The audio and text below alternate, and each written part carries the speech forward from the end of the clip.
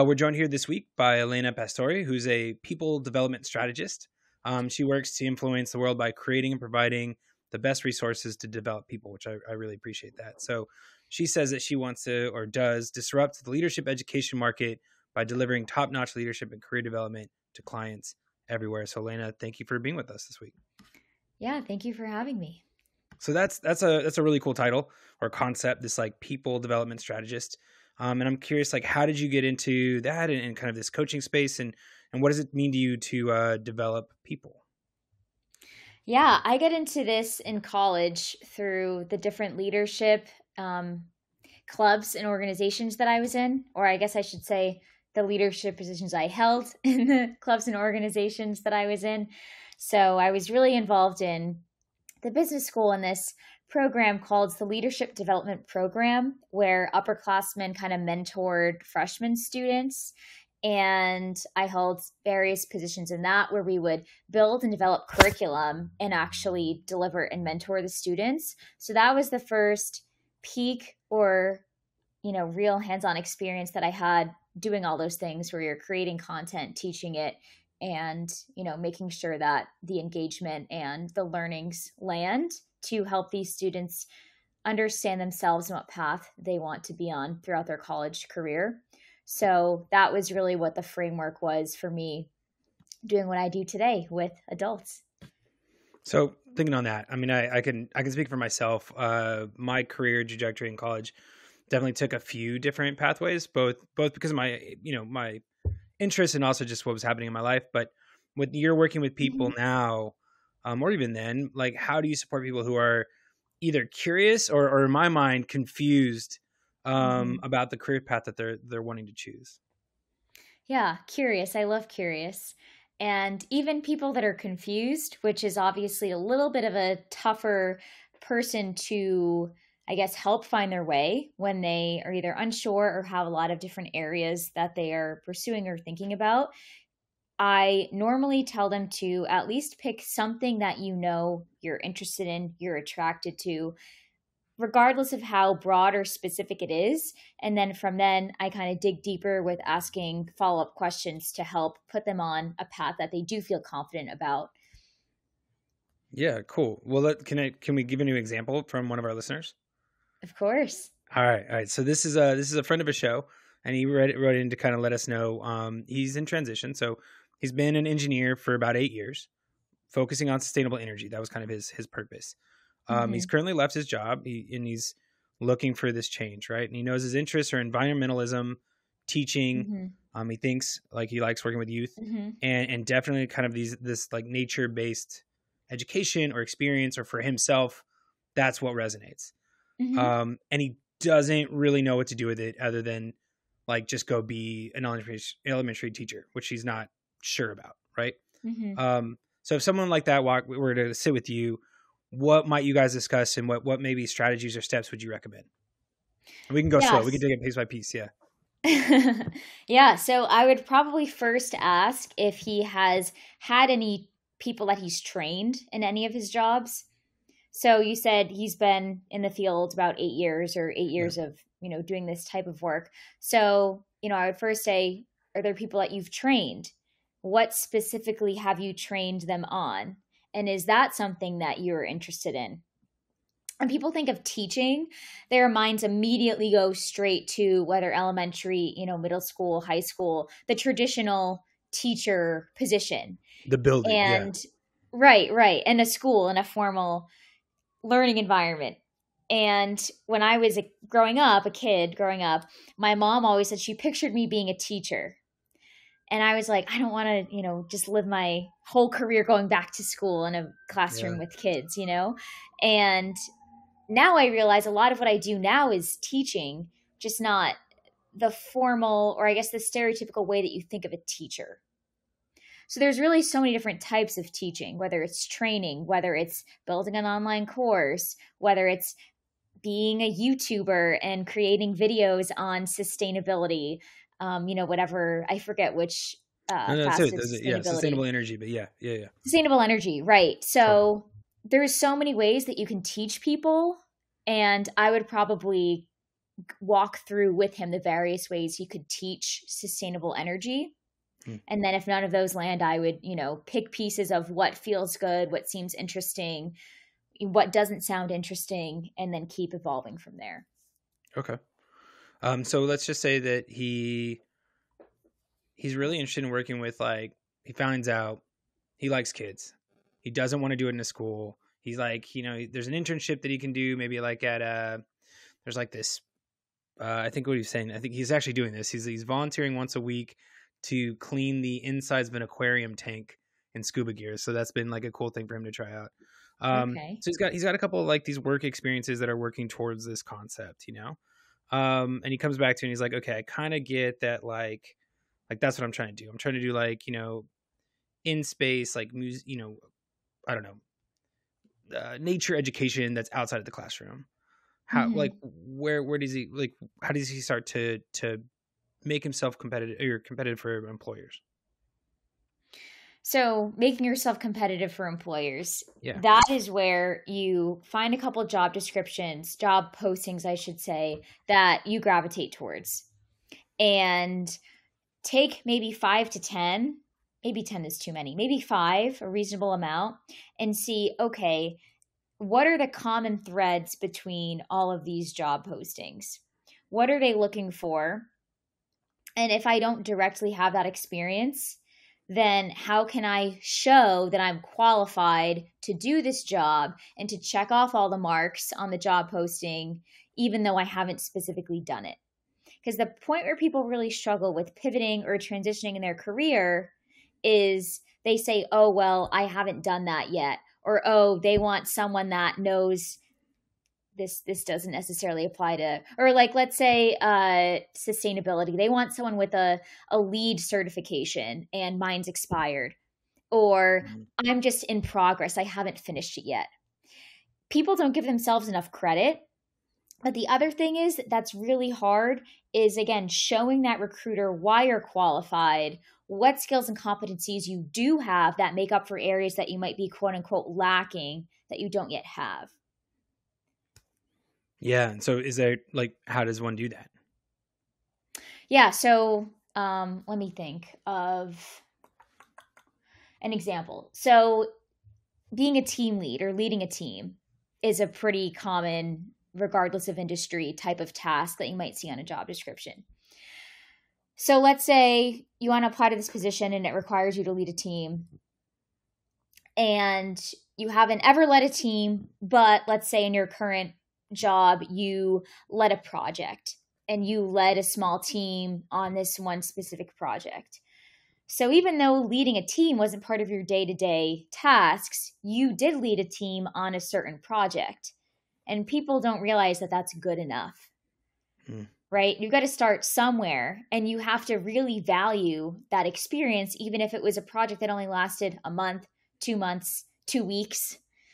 You have to start giving more value to the areas that other people are going to place value on, because if you don't show them or advocate for yourself, you're never going to be able to make it to that next level. And that's for a normal, or I don't want to say normal, a traditional upward career path of staying in the same type of work, or like this sustainable energy friend switching.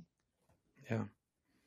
Yeah. Well, let's go back a little bit, because I think one of the things that's interesting about what you shared from your own experience is that you're helping people kind of at the start of their career and really starting to, like, I guess it sounds like build a map into what's going to be their life to come. And how, maybe, I don't know if this is true, is that different than those that are pivoting? Like, what is it like? Can you talk a little bit about what that experience is like working with those folks, and just kind of like how do those conversations go, and how do you help them kind of nail that down? Yeah, I do mostly work with people that have been in the workforce for some time. Oh, okay. Yeah. But I do work with some college students as well. So I can talk a little bit about, I guess, the differences. So a lot of college students, or high school students, people entering the workforce for the first time, usually have a lot of different things that they can pull from. So when you're a student, you're usually involved in a certain club. Maybe you're taking specific electives that really interest you. And there's a lot of different areas that you can pull from. Whereas someone that's in a traditional job, usually they just have that one job. Maybe they volunteer for something. Maybe they have a side hustle or something like that. But usually traditional adults on a traditional career path have one job. The advantage that younger people have that have not yet entered the workforce is that they can paint any canvas, any picture that they want. You are relying on your education rather than your experience because you either have no experience or have little experience, like one part-time job, a couple part-time jobs, an internship, whatever it may be. So these new people to the workforce can illustrate that combination of experience, clubs, internships, part-time jobs, capstones, courses, whatever it may be, and create what an ideal career would look like for them based on what they know about their skills, competencies, and interests. So it's a little bit easier for them to get into different things. And again, adults, or I mean, I guess college students are adults. I always we'll say people later in their career, yeah. So they have less to pull from because you have less things going on at the same time simultaneously, but that doesn't mean that you have to limit yourself. So sometimes I'll even have people that are 25, 26, and I had one client recently say, I took this job when I graduated college 3-4 years ago, knowing I would hate it. Yeah. And I'm like, who takes a job and says, I know I'm going to hate this, but I'm going to take it?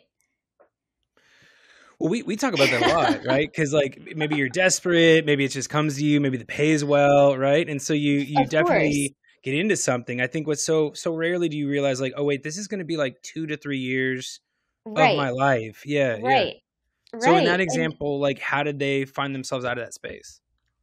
Yeah. So this is a client that I worked with on his resume, and he has a solid idea of what he wants to do. And what I did was, like I said before, I helped him say, okay, he's done these things in this job. And how is that related to this pivot? How is that related to this new position? And so I connected the dots for him saying, my expertise in XYZ will allow me to be successful in ABC for these reasons. And yeah, people get into the wrong careers for the money, for, out of desperation, regardless of what it is. But what I think a lot of people in their, 20s, 30s, 40s that have been in the workforce would say to that person in their late teens or 20s is don't take a job, out of desperation. Make sure that you really try to examine all the options that are out there because there's way more than school allows you to understand. And it's really hard, but I think there's a huge opportunity for students entering the workforce to really do a better job at understanding what's out there and what is a good fit for them rather than just taking the first offer, the offer with the most money, a company their friends are going to, et cetera, et cetera. Yeah. You brought up resume and helping this person write his resume. So what are some of the mistakes that you're seeing, and what are ways that all of us could go and make our resumes just that little bit stronger? Of course. So the biggest thing that I see is people writing their resumes as if they're job descriptions. Say more. So on a job description, you might see, attend weekly meetings,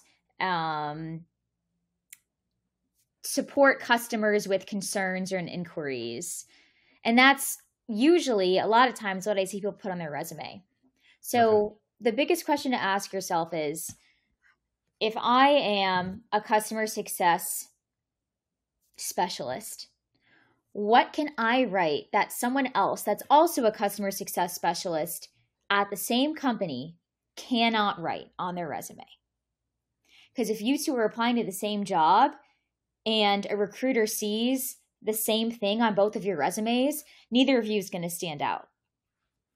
So that's where we get into adding quantifications. So adding numbers, adding how many people you talk to a day, if you have a satisfaction level, how many concerns can you resolve in a day, Numbers are really big, saving money, saving time, and just really try to show the how. So your approach of how you do what you do, and just be a little bit more detailed rather than just writing something generic that anybody else can copy and paste and it be true for them as well. Yeah, so it's going beyond, I guess, just listing the tasks that you complete as part of your job and thinking it Right. more in terms of like what you've brought to it. Right. I feel like that's something I've heard, and I know that I know that I struggle with that. Like, you know, in places I've been Yeah. a, even as like a project manager, like, you know, trying to think of, well, here, look, I know my question is, do you encourage people then to take record, or like, how do you help them do the quantification process? Because I think a step where maybe even myself have gotten caught sometimes. Yeah. Even if you're not looking for a new job or even thinking about looking for a job, write those things down that you do, because people so easily forget. So usually I will take a bullet point and then I will think of a question that can help us dig a little bit deeper and make them stand out. So I'll go bullet point by bullet point and say, okay, how can we add a number in here? Or how did you do this? Tell me how you went about this process. Or who did you collaborate with? Who else was involved? Things like that.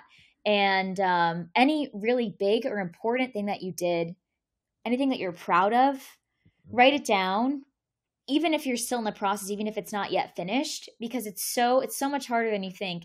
And clients tell me this all the time, to retroactively think back to the details of a specific project, program, whatever it is. But for someone like a project manager, like you said for yourself, I would try to think about, contractors. How many contractors do you work with? What was the value of the project? So multi-million-dollar, 500,000, things like that are good Yeah. to So add in. yeah, these specific details that show the scope, even, I guess, in that Mm-hmm. sense. Yeah, totally. Uh, Exactly. okay, so in our case study that we're workshopping here, we've gotten our interest. We now have this like resume that's a little bit, I don't know, it's solid, it's good. Um, what comes next? How do you help people in the next step? Yeah. So the resume really sets the foundation for everything else. So you want to make sure that your LinkedIn is updated accordingly. And again, just making sure that everything is consistent. That's another big thing I see, inconsistencies, whether it's dates, they put that they started one job in April and then on their LinkedIn it says they started it in May. Hmm. Um, it's you see it. At least I see it more often than I think. So make sure everything is consistent. On that Um, note, do you yeah. encourage in resumes? Are you a year person or are you a month year person? How specific do you Oh, normally get? month year.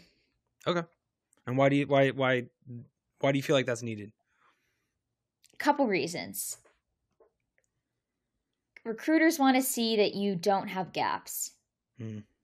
You may have a gap, and that's okay. No one's career is going to be perfectly linear or perfect in general. Yeah, especially not now. Exactly, especially not now. So, with that being said, any gaps in 2020 and even in 2021 should be excusable. That doesn't mean that you won't be asked about it, but for the most part, lots of people were out of jobs because of COVID, and that should be understandable on behalf of the recruiter. Um, if you do have a gap, like I said, it's fine. In some cases, depending on how big the gap is, you may want to explain what you were doing during that time. Whether you're taking care of a loved one and you can just write family care. I have some clients that just work on personal development. They'll take courses on different things. They're just learning. There's no specific reason. They just want to reflect and upskill. So then you can indicate that as well and say what courses you took, the things that you learned. So you don't have to go a lot in depth, but definitely address the gaps if you can. The other reason why months are important. Oh yeah, I know. No. Finish, and then I'll ask. I'm sorry. No, the other reason that months are important is for the ATS, which stands for Applicant Tracking System. If those of you, may or may not have heard, it's the system that scans and reads your resume when you apply to jobs online and virtually Most jobs that you apply to have some form of an ATS, and the ATS reads in months and years. And it looks for those things for similar reasons as well. So the human and the technical element. Oh, that's actually interesting. I don't think I've ever heard that, but that makes sense in terms of the online, portals that I've gone through. Mm-hmm. You're always putting that in there. Yeah. Mm-hmm. So if I understand you correctly, with let's say someone did take 6 months to a year off for this personal development piece, because I think that probably happened for a lot of folks. Are Mm-hmm. and let's say they did do, I mean, certification courses I get, but if they were even, I don't know, taking time to, for themselves, are you with the way that you would include that, are you saying you'd kind of have like an entry, just like a job title, and say, personal Mm-hmm. development, the years that the time that existed, and then examples of things that you were doing during that time, and that's kind of an entry of itself? Yes, exactly. Even if it wasn't a formal certification, even if you just wanted to read a bunch of books, or if you just wanted to hike every day, regardless of what it is, I'm always an advocate of, you never have to prove to people that your time was worth not being at work in a formal work setting. However, recruiters, again, do want to do that, do want to see that you're not being lazy or just sitting around, things like that. But I would say, put to the extent to which you're comfortable sharing. Hmm. If they want to ask more, they may or may not. But I think at the very least, if it was, say, 6 months to a year, that's a pretty good chunk of time to at least put a line item with, and, as in there's a company name, a title, and the dates, just as you would, even if you don't put any bullet points or any explanation for what you were doing. Yeah, that's great. Thank you. Mm-hmm. Yeah. So, I mean, we've talked a little bit about this upskilling concept, and I know that in your work, you support me with that as well. So can you talk us, like, what are some resources or recommendations you have for those that do feel like maybe there is something out there they're interested in, but they don't feel like they have the experience or the skills to make that transition? Yeah. So, again, whether or not you deem yourself as unqualified or not skilled enough is very subjective. Some people that, seriously. Yeah, yeah, yeah. So it depends on if you truly are unqualified. For example, if you want to be, if your sustainability friend wants to be a lawyer, then yes, you're truly unqualified because you have to go to law school and take the bar. If you, let's say, are a sustainable energy professional and you want to be a teacher and you want to teach sustainable energy, right? Like your friend, this case study, Yeah. then you are not unqualified. Are you the most qualified? Maybe not, but you're not unqualified. So, lesson there is just to take a step back and decide, are you truly unqualified, or are you just not giving yourself enough credit? Hmm. If you're truly unqualified, I would look at, again, the most common things you see come up in job descriptions that people hiring for this position that you want are looking for. So let's say project management is a good one. Let's say they want you to have a PMP certification, Yeah. project management professional certification. You can enroll in that course and you can start learning about project management and prepare yourself to take that assessment. And that's one small thing that you can do to help qualify yourself more.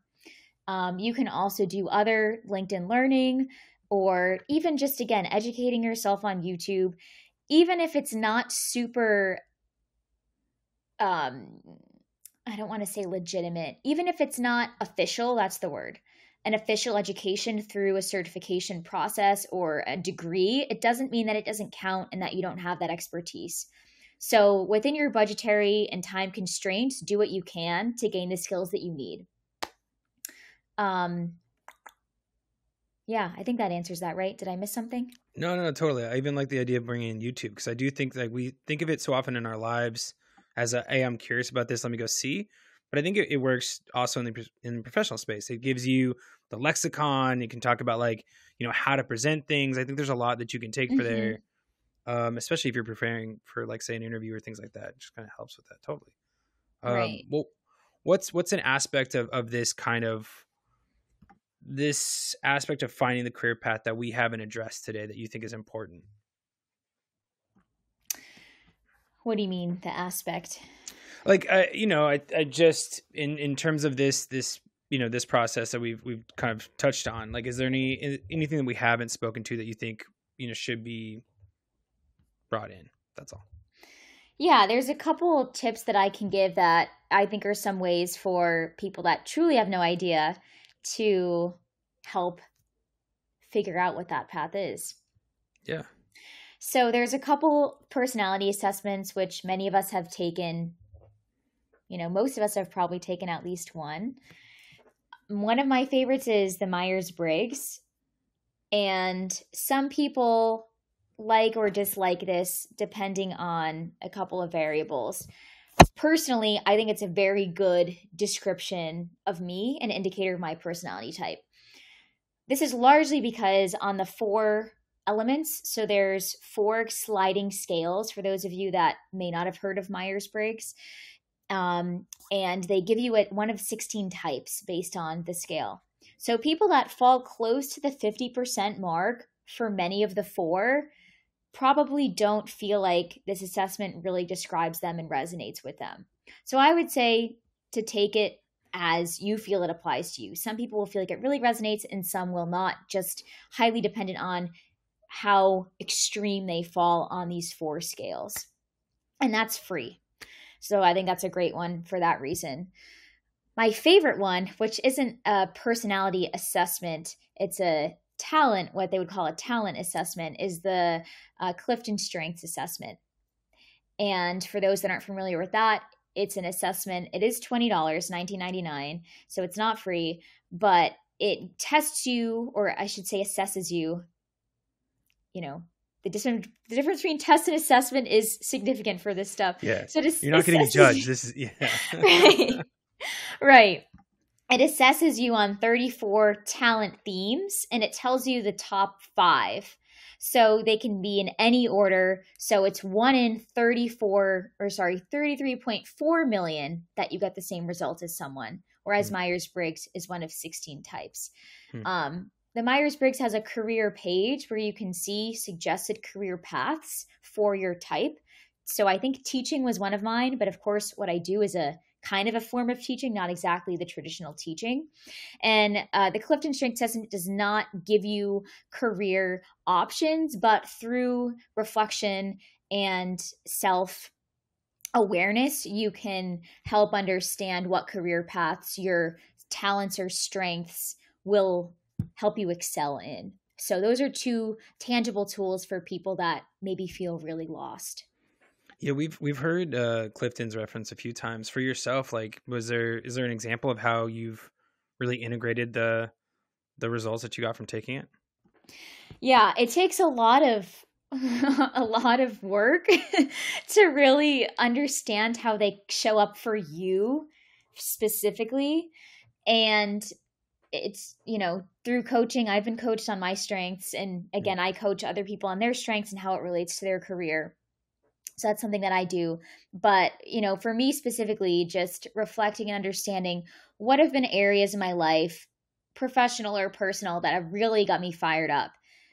How can I understand what strength that plays to? And then how can I get more of that? How can I create a career where I get more of that?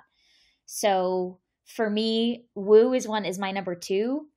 Stands for winning others over. Yeah. And it means that you like social settings. You like to meet people. You like to have a broad, wide group of friends. And things like this, for me, really activate my woo because I get to meet new people. I get to, do networking, and that really lights me up. So that's one example of how I use my strengths, or aim to use my strengths in my work. Yeah, and I appreciate the calling in of, again, that alignment work, which is really finding the stuff that interests you or satisfies some sort of need that you have rather than it being extrinsic. So yeah, totally. Well, thank you. And if people want to work with you as a coach or find other stuff that you're doing, where can they find your work? Yeah, so the easiest way to contact me is Elena at elenapastore.com. And you can also look at my website, which is elenatorecoaching.com. That's the name of my business. LinkedIn is another great one. Just my name, and the business name. And I'm always happy to connect with people on any of those platforms. Great. Yeah. And well, thank you for joining us today. We really appreciate it. Thank you so much. It was great to be here.